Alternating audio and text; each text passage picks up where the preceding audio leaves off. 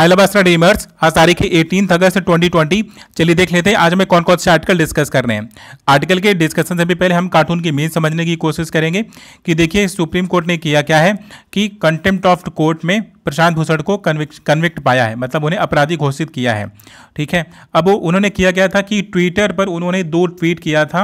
एक ट्वीट में सीजीआई के अगेंस्ट था और दूसरा उस पूरे सिस्टम के अगेंस्ट था कि सीजीआई जो लास्ट की जो 4 सीजीआई थे, कह रहे उन्होंने क्या किया कि डेमोक्रेसी को ड्विंडल किया है या डेमोक्रेसी को वो क्या कर रहे हैं कि कमज़ोर कर रहे हैं। ठीक है, तो उसी के रिगार्डिंग की संज्ञान लेते हुए किया गया कंटेम्प्ट ऑफ द कोर्ट लगाया गया है और उन्हें पनिश किया गया है। और ऑलराइट, तो इस पूरे पिक्चर में उसी बात को रिप्रेजेंट किया जा रहा है, उसी बात को दिखाया जा रहा। अब हम अपने आर्टिकल की ओर मूव करेंगे। आर्टिकल में सबसे पहला बार हमारे पास आर्टिकल है डिस्कस करने के लिए, वो रिगार्डिंग द न्यू दिल्ली के ज्यूरिडिक्शन के रिगार्डिंग है। देखिए कि नई दिल्ली में होता क्या है कि एक प्रकार का वो क्या है, राजधानी है पहली बात, फिर दूसरा है कि वो यूनियन टेरिटरी है और एक ऐसी यूनियन टेरिटरी है जहाँ पर लेजिस्लेचर है। अब देखिए लेजिस्लेचर है तो वहाँ पर स्टेट गवर्नमेंट एग्जिस्ट करती है, लेकिन स्टेट गवर्नमेंट के पास ना लिमिटेड पावर है। अब वो लिमिटेड पावर क्यों है वहाँ पर? जस्ट बिकॉज क्योंकि ज़्यादातर जो राजदूत वगैरह हैं, जो एम्बेसीज वगैरह हैं, कह रहे सब न्यू दिल्ली में हैं, तो स्टेट गवर्नमेंट के हाथ में वहाँ का लैंड और वहाँ का लॉ एंड ऑर्डर जैसी चीज़ें उनके अंडर कंट्रोल में नहीं है। इवन वहाँ की पुलिस भी स्टेट गवर्नमेंट के अंडर कंट्रोल में नहीं है। जबकि अदर स्टेट में क्या होता है कि वो क्या होती है, स्टेट गवर्नमेंट के अंडर कंट्रोल में होती है। जो लॉ एंड ऑर्डर को संभालने की जिम्मेदारी होती है वो स्टेट गवर्नमेंट की होती है। लेकिन नई दिल्ली वाले केस में ऐसा बिल्कुल भी नहीं है। अब देखिए न्यू दिल्ली में कि अभी हुआ क्या कि रिसेंट में क्या वो दंगे हुए थे। तो अब दंगे में क्या हुआ कि हमें प्रोसिक्यूटर्स को क्या करना था कि अपॉइंट करना था। तो अब देखिए प्रोसिक्यूटर को अपॉइंट करने के मामले में स्टेट गवर्नमेंट ने किया क्या कि उन्होंने एक लिस्ट तैयार की और उस लिस्ट को तैयार करके गवर्नर के पास भेज दिया। अब देखिए राइटर कहते हैं कि देखिए गवर्नर के पास जब लिस्ट गई तो उन्होंने अपने विवेकाधीन शक्तियों का प्रयोग करते हुए जितने भी स्टेट गवर्नमेंट के द्वारा जितने भी रिक्वेस्ट थे, जितनी भी बातें बोली गई थी, कह रहे हैं कि उसे पूरी तरह से इग्नोर करते हैं और अपने मन मर्जी से, मतलब पुलिस के द्वारा जो रिकमेंडेड पर्सनालिटी मतलब होती हैं, कह रहे उन्हें प्रोसिक्यूटर्स क्या करते हैं कि इलेक्ट किया जाता है, उन्हें अपॉइंट कर लिया जाता है। अब देखिए कि गवर्नर और जो चीफ मिनिस्टर हैं, कह रहे इन दोनों के पावर में जो डिफरेंसेस है, कह रहे कि पावर में कह रहे कि दोनों की जो आधिकारिक शक्तियां हैं, कह रहे वो कुछ ऐसी हैं कि गवर्नर को 2018 में इवन सुप्रीम कोर्ट ने बोला था कि गवर्नर को कि जो काउंसिल ऑफ मिनिस्टर है, कह रहे हैं कि उसके अकॉर्डिंग, मतलब उनके एड एंड एडवाइस के अकॉर्डिंग ही काम करना होगा, वो अपने मतलब मन मर्जी से काम नहीं कर सकते हैं। लेकिन नई दिल्ली वाले केस में जो 239AA और 239AA और फिर इसमें सब क्लॉज 4 है, तो कह रहे उसके अंतर्गत किया क्या है कि उसके पास एक विवेकाधीन ये भी शक्ति है कि अगर कभी भी चीफ मिनिस्टर के साथ अगर उसका मतभेद हो जाता है तो चीफ मिनिस्टर के मतभेद वाली स्थिति में वो करेगा कि प्रेसिडेंट के लिए उस वाले डिसीजन को क्या कर सकता है, रिजर्व कर सकता है। अब राइटर यहाँ पर कहते हैं कि देखिए कि छोटे छोटे केसेस में भी अगर आप इस तरह से केसेस को अगर आप रिजर्व में रखोगे तो जो मतलब जो इलेक्टेड गवर्नमेंट है, कह रहे कि उसकी जो विवेकाधीन शक्तियाँ हैं, कह रहे कि जो उसके पावर्स है, कह रहे फिर तो आप उसको इनक्रोच कर रहे होते हो, क्योंकि गवर्नर को हर जगह हस्तक्षेप नहीं करना चाहिए कि जहाँ तक उनकी विवेकाधीन की शक्ति है, कह रहे वहीं तक उसे प्रयोग करना चाहिए। और बाकी अदर प्लेसेस पर जो स्टेट के जो लेजिस्लेचर है, कह रहे कि उन्हें प्रॉपर तरीके से फंक्शन करने देना चाहिए, जबकि सुप्रीम कोर्ट ने भी ये वाली बात बोल दी है। लेकिन न्यू दिल्ली में क्या होता है कि न्यू दिल्ली में ऐसा कोई केस हो नहीं रहा, कह रहे वहाँ पर क्या किया जा रहा है, स्टेट गवर्नमेंट के पावर को इनक्रोच किया जा रहा है। ठीक है, तो अब पुलिस के द्वारा जितने भी रिकमेंडेड लोग थे, अगर कहीं पर दंगा हुआ है तो उसमें अगर पुलिस ही अगर कन्विक्टेड है, तो अगर पुलिस के द्वारा अगर ही इलेक्टेड जो अपॉइंटेड पर्सन्स होंगे तो उस वाले बॉडी की रिपोर्ट क्या आने वाली है। कह रहे कि कोर्ट ने तो बोल दिया कि आप इंडिपेंडेंट आप एक बॉडी तैयार करो और वो पूरी जांच करेगी। तो अब जांच करने के लिए जो कमेटी में जो मेंबर्स बनने थे, जो उस बोर्ड में जो मेंबर होने थे, कह रहे स्टेट गवर्नमेंट ने अपना लिस्ट दिया, बट जो गवर्नर ने किया क्या कि उनके लिस्ट को न स्वीकारते हुए जो पुलिस महकमा था, जो पुलिस डिपार्टमेंट था, कह रहे उनके द्वारा जो रिकमेंडेड लोग होते हैं, कह रहे उनको मतलब प्रोसिक्यूटर अपॉइंट कर दिया जाता है। कह रहे कि इस तरह का कृत्य करना जो स्टेट गवर्नमेंट है, जो इलेक्टेड बॉडी है, कह रहे हैं कि उसके पावर का इनक्रोच करना हो जाता है। ठीक है, तो हमारा ये वाला आर्टिकल क्या हो गया, डिस्कस हो गया। अब हमारे पास नेक्स्ट वन आर्टिकल जो डिस्कस करने के लिए वो जुडिशियल मतलब रेमेडीज़ के रिगार्डिंग है। देखिए हम सभी को पता है कि अगर हमारे फंडामेंटल राइट का अगर वायलेशन होता है तो हमारे पास हमारे कॉन्स्टिट्यूशन में आर्टिकल 32 है जो हमें क्या देगा कि जुडिशियल रेमेडी प्रोवाइड करवाएगा।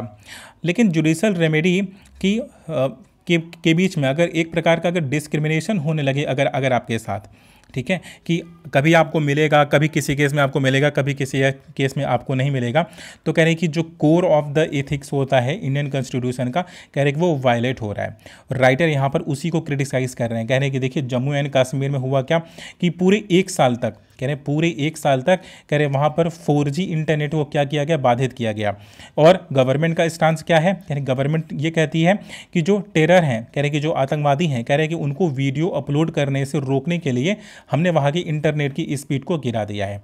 अब देखिए अब राइटर कहते हैं कि गवर्नमेंट का जो ये वाला स्टांस है कि वहाँ पर हमने टेरर को कम करने के लिए ये सारी गतिविधियाँ की हुई हैं, तो वहाँ पर टेरर तो आज भी कम हुआ नहीं है, ठीक है, फर्स्ट थिंग। फिर सेकंड थिंग कि उन लोगों का क्या कि जो निर्दोष थे, कह रहे हैं कि हम वेरीफाइड जो सिम कार्ड यूज़र्स हैं, कह रहे हैं कि उनको तो हम 4G की स्पीड हम दे ही सकते थे। क्या ऐसा थोड़ी कि वैली में जितने लोग हैं, कह रहे हैं कि 1,25,00,000 की अगर पॉपुलेशन है तो सब के सब आतंकवादी हैं, कह रहे ऐसा तो हो नहीं सकता। कह रहे कि कोई तो ऐसा जोन होगा ना, कह रहे कि जहाँ पर एक सेफ्टी मेजर्स के साथ आप क्या कर सकते थे कि इंटरनेट को थोड़ा बहाल कर सकते थे। देखिए कि पूरे अगर आप इंडिया की बात करोगे तो जब लॉकडाउन हुआ तो लॉकडाउन के पूरे ड्यूरेशन में होता क्या है कि जितनी भी फिजिकल क्लासेस वगैरह चल रही होती हैं, कह रहे वहाँ पर क्या होता है, कह जितनी भी फिजिकल एक्टिविटीज़ थी, चाहे वो एक डॉक्टर पेशेंट को देख रहा था, कह रहे वो भी अभी ऑनलाइन हो रहा है। कह रहे कि टीचर अगर पढ़ा रहा था, कह रहे वो भी अभी ऑनलाइन हो रहा है। कह रहे शॉपिंग भी ऑनलाइन हो रही है, मॉल अभी ऑनलाइन चल रहा है। तो कह रहे मतलब जब सारी चीज़ें शिफ्ट हो रही थी ऑनलाइन पर, कह रहे कि वैसे टाइम पीरियड में कह रहे पूरे जम्मू एंड कश्मीर को इन चीज़ों से वंचित रखा गया। कह रहे कि वो सिविलियन, कह रहे कि जो मुख्य धारा में आने की कोशिश कर रहे थे, या फिर जब इंटीग्रेट हुआ, जब जम्मू एंड कश्मीर को आपने इंडिया का पार्ट बना दिया, तो उन्हें इन अधिकारों से वंचित आपने क्यों रखा। कह रहे कि वहाँ के लोग एजुकेशन को एक्सेस नहीं कर सकते, वहाँ के लोग मार्केटिंग को एक्सेस नहीं कर सकते, कह रहे वहाँ के लोग अपने व्यापार को एक्सेस नहीं कर सकते। कह रहे मतलब आपने हर जगह से तो वहाँ पर क्या किया है कि रिस्ट्रिक्ट किया है, उनके साथ क्या हो रहा है कि डिस्क्रिमिनेशन हो रहा है। तो यहाँ पर आर्टिकल 14 और आर्टिकल 21 कह रहे कि दोनों की बात करें, आर्टिकल 19 भी कह रहे वहाँ पर क्या हो रहा है कि वायलेट हो रहा है। कह रहे जब इतने फंडामेंटल राइट का अगर वायलेशन हो रहा है, तो जुडिशरी ने ये बोलते हुए कि हम सिक्योरिटी जो नेशनल सिक्योरिटी है, कह रहे कि उसको हम मतलब संज्ञान में लेते हुए हम इसकी हियरिंग नहीं कर सकते, हम यहाँ पर जुडिशरी की रेमेडीज़ हम नहीं प्रोवाइड करवा सकते। तब राइटर कहते हैं कि अच्छा आप ये बताइए कि आपने वहाँ पर तो बोल दिया कि नेशनल सिक्योरिटी वाला कॉज है, लेकिन जब आधार कार्ड वाला रीज़न था, कह रहे यहाँ पर भी तो नेशनल सिक्योरिटी ही थी ना। कह रहे उसके बावजूद भी आपने किया क्या कि नेशनल सिक्योरिटी के एग्जिस्टेंस के बाद भी आपने आधार कार्ड वगैरह पर आपने तो वर्डिक्ट दिया ही है। कह रहे कि वेरियस सिम कार्ड वगैरह पर भी आपने वर्डिक्ट दिया भी है। कह रहे कि वेरियस केसेस है, कह रहे कि जहाँ पर क्या होता था कि नेशनल सिक्योरिटीज़ की मतलब एग्जिस्टेंस था, कह रहे उसके बावजूद भी आपने गवर्नमेंट के अगेंस्ट में जाकर के आपने डिसीजन सुनाया है और आपने उनको जुडिशल की रेमेडीज़ प्रोवाइड करवाई हैं।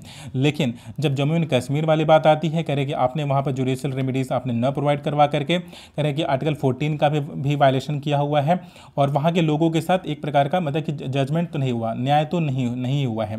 कह रहे अभी भी नहीं हो रहा है। कह रहे कि आपने बोल दिया उन्हें बहाल करने के लिए, तो अभी भी वो क्या कर रहे हैं कि रिफॉर्म्स ले रहे हैं। कह रहे हैं कि कमेटी बैठ रही है, कह रहे बैठ के हो रही है, कह रहे वहाँ पूरी तरह से इंटरनेट को बहाल नहीं किया गया। जब पूरी दुनिया 4G और 5G की ओर मूव कर रही है, तो कह रहे हैं आपने उनको 2G में डाल के रखा हुआ है, तो वहाँ के लोग एजुकेटेड नहीं हो सकते और बिना एजुकेशन के और बिना एम्प्लॉयमेंट के कह रहे हैं कि आप उन्हें इंडिया के साथ कल्चरली टाइप नहीं करवा सकते, आप उन्हें इंटीग्रेट तो बिल्कुल भी नहीं कर सकते हो। ठीक, तो हमारा ये वाला आर्टिकल क्या हो गया कि डिस्कस हो गया। अभी ये वाला आर्टिकल है अगेन वही सलावा टेस्ट के रिगार्डिंग है। कह रहे कि इसमें कुछ भी रेलिवेंट नहीं है। ठीक है, नंबर ऑफ केसेस बहुत ज़्यादा बढ़ रहे हैं यहाँ पर और पर डे में सबसे ज़्यादा मतलब पूरी दुनिया में अगर ऑन अ डेली बेसिस अगर नंबर ऑफ केसेस अगर सबसे ज़्यादा बढ़ रहे हैं, तो करें वो इंडिया में बढ़ रहे हैं। इस पूरे आर्टिकल में इसी बात को दिखाया गया और बोलते हैं कि अब सलाइवा टेस्टिंग की अब आप तैयारी करिए। कह रहे हैं कि जब बहुत तेज़ी से अगर आप टेस्टिंग वगैरह करते हो, तो हो सकता है कि एक सीमा के बाद जा करके वो कंट्रोल में आ जाए। ठीक है, तो हमारा ये वाला आर्टिकल डिस्कस हो गया। अभी हम एक और आर्टिकल जो बहुत इंपॉर्टेंट है, कह रहे हैं कि वो राजा मोहन के द्वारा लिखा हुआ आर्टिकल है, हम उसे डिस्कस करेंगे कि देखिए कि इंडिया कि इंडिया की जो टाइज़ हैं कह रहे अरब कंट्रीज़ के साथ, कह रहे जब से मोदी गवर्नमेंट आई हुई है, कह रहे उसके बाद से हमारे जो इस्लामिक कंट्रीज़ हैं कह रहे उनके साथ टाइप क्या होता है, कह रहे बढ़ गया है। अब जो अरब वर्ल्ड है, कह रहे हैं कि दो पार्ट में डिवाइड है। कह रहे हैं कि अरब वर्ल्ड को अभी राइट नाउ कौन लीड करता है, सऊदी अरेबिया लीड करता है। अब जो अरब कंट्रीज़ हैं कह रहे हैं उसमें कि दो ग्रुप है, मुस्लिमों में दो ग्रुप है, एक सिया और सुन्नी। तो देखिए कि एक सुन्नी वर्ग है और एक सिया। तो ईरानीज़ क्या हैं, वो सिया हैं, और जो सऊदी अरेबिया वाला ग्रुप है कह रहे हैं वो क्या है, कह रहे हैं वो सुन्नी है। तो जो ऑर्गेनाइजेशन ऑफ इस्लामिक कॉरपोरेशन है कह रहे हैं कि उसमें जो कंट्री लीड करता है कह रहे हैं वो है सऊदी अरेबिया। तो अभी ऑर्गेनाइजेशन ऑफ इस्लामिक कॉरपोरेशन में हुआ क्या कि इंडिया को 2019 में क्या हुआ कि इनविटेशन भी दिया गया था, उन्हें बुलाया भी गया था, ठीक। तो इसमें इंडिया का जो पार्टिसिपेशन था, यूएई चेयरमैन था उस वक्त 2019 में, तो वो क्या कहते हैं इंडिया को इनवाइट करता है। तो इन सारी एक्टिविटीज़ से कह रहे हैं कि इंडिया का जो अलाइजमेंट है अरब वर्ल्ड के साथ कह रहे हैं वो पाकिस्तान को बिल्कुल पसंद नहीं आता। पाकिस्तान ये चाहता था कि जो OIC है कह रहे हैं ऑर्गेनाइजेशन ऑफ इस्लामिक कॉरपोरेशन है, कह रहे वो करे क्या कि इंडिया को क्रिटिसाइज़ करे, कंडेम करे, और बिल्कुल ये बताए कि वहाँ पर ह्यूमन राइट का वायलेशन हो रहा है जम्मू एंड कश्मीर में, प्रॉपर एक मीटिंग करके, ठीक है। बट ऐसा हो नहीं पाता है, क्योंकि इंडिया की अगेन जैसे बता दिया कि टाइप क्या है कि सऊदी अरेबिया और जो UAE वगैरह के साथ क्या है कि जैसे से डीपेन होता जा रहा। मतलब यह हुआ कि पाकिस्तान का जो अरब वर्ल्ड पे जो प्रभाव है कह रहे हैं वो क्या हुआ है कि धीरे धीरे कमज़ोर हुआ है, ठीक है। अब पाकिस्तान क्या दे रहा है, पाकिस्तान अभी अपने दूसरे पर्सपेक्टिव की ओर ध्यान दे रहा। अगर हम पाकिस्तान के फॉरेन पॉलिसी के रिगार्डिंग अगर हम उनके दृष्टिकोण को अगर हम देखें तो इस समय एक नया स्ट्रेटजी या जो एक नया अलायंस बनाने की कोशिश कर रहे हैं। पाकिस्तान के दिमाग में ये है कि अमेरिका मिडिल ईस्ट से बाहर जाना चाहता है, क्योंकि जैसे अफ़गानिस्तान हुआ, सीरिया हुआ, तो अमेरिका ने किया क्या कि अपने सोल्जर्स को वापस बुला लिया। अब अमेरिका का अपने सोल्जर को वापस बुलाना मतलब ये इंडिकेट करता है कि वो मिडिल ईस्ट में जो अपना जो इंटरफेरेंस है कहने कि वो अभी कम करना चाहते हैं। तो पाकिस्तान इसी का फ़ायदा उठाना चाहता है। अब पाकिस्तान फ़ायदा उठाएगा कैसे, क्योंकि वो एक मतलब न्यूक्लियर पावर कंट्री तो है, कह रहे हैं वो इस्लामिक कंट्री तो है, लेकिन जो इस्लामिक कॉरपोरेशन वगैरह वगैरह है कह रहे हैं कि उसमें सऊदी अरेबिया और जो UAE और जो ईरान वगैरह जैसे कंट्रीज़ हो गई, कह रहे हैं कि इनका जो बोलबाला बहुत ज़्यादा है। कह रहे हैं कि अब क्या करना क्या चाहता है, वो इसका फ़ायदा उठाना चाहता है, और उसके दिमाग में क्या है कि एक अलायंस का निर्माण करेगा। कैसे करेगा, टर्की को, ईरान को और पाकिस्तान को, कह रहे हैं कि ये 3 कंट्रीज़ मिल करके करेंगे क्या कि एक अलायंस का निर्माण करेंगे, ठीक। और काउंटर किसको करेंगी, सऊदी अरेबिया और UAE के ऊपर क्या करेंगी, प्रेशर डेवलप करेंगी कि वो इंडिया के अगेंस्ट में मतलब स्टेटमेंट दे या इंडिया के अगेंस्ट में एक्शन ले। और पाकिस्तान का ये मानना है कि जो हमारा ये वाला कॉरपोरेशन होगा कि हम लोग जो इस प्रकार का अलायंस क्रिएट करेंगे, कह रहे हैं कि वो जस्ट बिकॉज की जो एग्रेसिव नेचर है, जो असर्टिव नेचर है हमारा किसका, रसिया का, और जो राइट नाउ राइजिंग चाइना है, कह रहे हैं कि चाइना के बढ़ते हुए कदम की वजह से और रसिया के जो एग्रेसिव नेचर की वजह से कह रहे कि हम इन 3 कंट्रीज़ को बहुत ज़्यादा फायदा होने वाला है। अब ईरान क्यों रहेगा इस वाले ग्रुप में, कह रहे ईरान इसलिए रहेगा क्योंकि वो सऊदी अरेबिया के अगेंस्ट में है। अगेन आपको बता दिया कि वो मुस्लिम वर्ल्ड 2 ग्रुप में डिवाइडेड है, एक सिया और सुन्नी में। तो सिया को ईरान लीड करता है और सुन्नी को सऊदी अरेबिया। तो ईरान पाकिस्तान के साथ इसलिए जाएगा क्योंकि वो सऊदी अरेबिया को काउंटर करना चाहेगा इसलिए। और अब बात आती है कि अच्छा टर्की क्यों आना चाहेगा, क्योंकि देखिए जो टर्की है ना, कह रहे हैं कि वो बगदादों का क्या हुआ करता था, पूरे अरब वर्ल्ड पे हमेशा डोमिनेशन हुआ करता था। तो हमेशा अपने इतिहास को वो दोहराना चाहते हैं, और टर्की क्या चाहता है कि पूरे अरब वर्ल्ड पे कह रहे हैं कि उसका भी क्या हो सके, उसका भी प्रभाव बढ़े, उसका भी डोमिनेशन बढ़े, कह रहे हैं कि वो क्या करे, लीड करे। तो कह रहे हैं कि अपने इंटरेस्ट को ध्यान में रखते हुए, और पाकिस्तान क्या चाहता है, पाकिस्तान भी सेम चीज़ कि इंडिया को काउंटर करने के लिए, क्योंकि इंडिया के जो अलायंस है, कह रहे कि इंडिया के जो रिलेशन है, कह रहे बायलेटरल रिलेशन UAE के साथ और इवन सऊदी अरेबिया के साथ धीरे धीरे गहराते जा रहे हैं। तो इसकी वजह से इंडिया के अगेंस्ट में वो एक्शन लेने के लिए कह रहे हैं कि ये 3 कंट्रीज़ क्या होंगी कि अपने एक साथ आएंगी। अब देखिए इसकी हिस्ट्री क्या है, कह रहे हैं कि देखिए ये एक बगदाद होता है कि पैक्ट साइन होता है, कह रहे अंग्रेज़ों के टाइम में। उस वक्त 4 कंट्रीज़ थी इसमें, ईरान भी था, इराक भी था, टर्की भी था और पाकिस्तान भी था। कह रहे हैं कि ये होता क्या, जब ईरानियन रिवॉल्यूशन होता है, कह रहे हैं कि 1958 में होता क्या है कि इराक इस वाले ग्रुप से बाहर हो जाता है। ठीक, अब 1958 में इराक के इस वाले ग्रुप से बाहर होने के बाद यानी कि ये तीन कंट्रीज़ क्या क्या होती हैं कि एक साथ आती हैं, और जब तक ईरानियन रिवोल्यूशन नहीं हो जाता, क्योंकि आपको पता है कि ईरान में रिवोल्यूशन हुआ था इन द ईयर ऑफ 1979, तो जब 1979 में जब होता है, 79 में ईरान में रिवोल्यूशन हो जाता है, तो इस पूरे ग्रुप को क्या करना पड़ता है, वाउंड अप करना पड़ जाता है, अपना बोरिया बिस्तर पैक करते हैं, और मतलब इस पूरा जो सिस्टम है कहने वो क्लोज होने के कगार पर आ जाता है। फिर ये तीनों कंट्रीज फिर से अलाइज होने की कोशिश करती हैं इन द ईयर ऑफ 1985, लेकिन अगेन जियोपॉलिटिकल समीकरण में फिर से बदलाव आता है, और जो आज का जो रसिया है, मतलब उस वक्त का जो यूएसएसआर था, कह रहे उसी के दम पर ये तीन अलाइंस डेवलप होने वाली थी, कह रहे कि उसका डिसइंटीग्रेशन हो जाता है, वो टूट जाता है। तो इसकी वजह से क्या होता है कि अगेन ये तीन कंट्रीज फिर से एक साथ नहीं आ पाती हैं, और एक इस्लामिक कोऑपरेशन तैयार नहीं हो पाता। पाकिस्तान उसी चीज़ को फिर से जिंदा करना चाहता है, और पाकिस्तान उसे अगेन डेवलप करके इवन अमेरिका के अगेंस्ट में खड़ा करना चाहता है। अब देखिए चाइना यहाँ पर बड़ा बड़ा खुश होगा, कह रहे हैं कि चाइना तो बड़ा हैप्पी है, कहने कि ये तो बहुत अच्छी बात है कि अगर ईरान, टर्की, पाकिस्तान और इवन सऊदी अरेबिया और यूएई अगर ये सभी अगर एक दूसरे से लड़ भिड़ करके और अगर अमेरिका के ऊपर अगर प्रेशर डेवलप कर पाते हैं, तो कह रहे ये चाइना के लिए तो कह रहे कि बहुत अच्छी बात होगी, कह रहे उसका रास्ता साफ हो जाएगा, वो ग्रो करना चाहता है। ठीक है, तो इस वक्त पूरे आर्टिकल में राइटर्स ने इसी वाले पर्सपेक्टिव को मतलब बहुत ही ज़्यादा हाईलाइट किया है। और इंडिया के लिए क्या बोला जा रहा है, कह रहे कि इंडिया को कह रहे इस वाले अवसर का ऐसे फ़ायदा उठाना चाहिए कि वो यूएई और सऊदी अरेबिया कह रहे हैं कि दोनों के साथ जो टाइप है, कह रहे हैं कि वो उसको बढ़ा दे, क्योंकि हमारे इजिप्ट और जॉर्डन के साथ भी बहुत अच्छे रिलेशन है। तो जो अरब वर्ल्ड में जो ये लोग प्रभाव अपना दिखाना चाहते हैं, कह रहे कि वो हम क्या कर सकते हैं कि अपने पॉलिटिकल इन्फ्लुएंस के माध्यम से कह रहे कि हम वहाँ पर क्या करेंगे कि अपना प्रभाव बढ़ाएंगे। अब देखिए चाहे वो पाकिस्तान हो, चाहे वो ईरान हो और चाहे वो टर्की हो, तीनों की जो इकोनॉमिक कंडीशन है कहने की बहुत ही बुरी है। कहने की भीख मांग करके तो पाकिस्तान अपनी रोजी रोटी चला रहा है, टर्की का इकोनॉमिक क्राइसिस तो वहाँ पर इश्यूज है ही, ईरान के ऊपर तो सैंक्शन लगा ही हुआ है। अगर ये तीनों कंट्रीज अगर आपस में एक साथ आ भी जाती हैं, तो कह रहे हैं कि पाकिस्तान जो इतना सोच रहा है ना कि वो प्रेशर जनरेट कर पाएगा, कह रहे हैं कि उसमें ऐसा उसका कुछ होने वाला नहीं, ऐसा कोई प्रॉफिट होने वाला है नहीं। और यूएई का रिलेशन इजराइल के साथ है और इजराइल का रिलेशन इंडिया के साथ है। इसका मतलब ये हुआ कि जो इंडिया के जो टाइप हैं, कह रहे हैं कि इजराइल की भी इकोनॉमी बहुत बेहतर है, वहाँ मतलब जो उनकी टेक्नोलॉजी है, जो उनका ग्रोथ रेट है, कह रहे हैं वो भी बहुत बेहतर है। सऊदी अरेबिया हो गया, यूएई हो गया, कह रहे हैं कि ये लोग एनर्जी की जो इंडिया की एनर्जी रिक्वायरमेंट है, कह रहे हैं वो उसे फुलफिल कर सकते हैं।